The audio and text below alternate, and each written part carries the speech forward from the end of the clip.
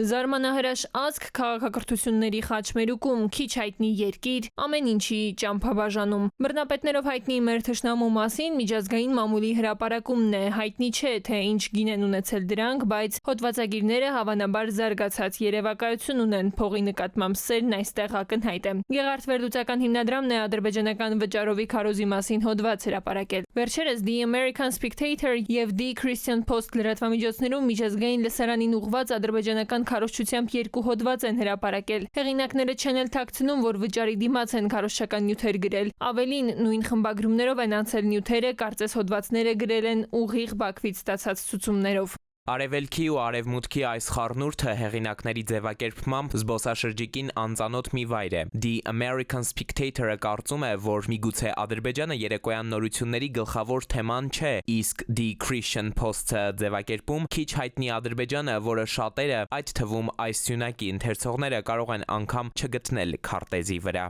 Ըստ ուսումնասիրության միջազգային իմիջ կերտելու համար ադրբեջանցիները պատվիրել են մասնավորապես շեշտը դնել իրենց հանդուրժող լինելու վրա։ Բաքվի քարոզնանող այս հոդվածներում Հայաստանը ներկայացնում են բացասական լույսի տակ։ Հոդվածներից մեկը նույնիսկ պնդում է, թե Հայաստանը, այլ ոչ թե Ադրբեջանն է սկսել պատերազմը, օկուպացնելով Ադրբեջանի միջազգայինորեն ճանաչված տարածքի մեծ հատված։ Հայաստանն է ականներ տեղադրել ոչ թե պաշտպանվելու, այլ ադրբեջանցի տեղահանված ընտանիքների վերադարձը խոչընդոտելու համար։ The Christian Post-ը խաղաղության հաստատման պատասխանատվությունը կապում է Հայաստանի դիրքորոշման հետ։ Սահմանային սադրանքին զուգահեռ Ադրբեջանը փողերը չի խնայում քարոզչության համար, հերթականն է, ասում է ադրբեջանագետը։ Դա ընդունված ֆորմուլա է ադրբեջանցիների պարագայում, ընդունված եւ աշխատող, անգամ չեք էլ կարող պատկերացնել, թե մերձավոր արևելքից մինչեւ Եվրոպա ու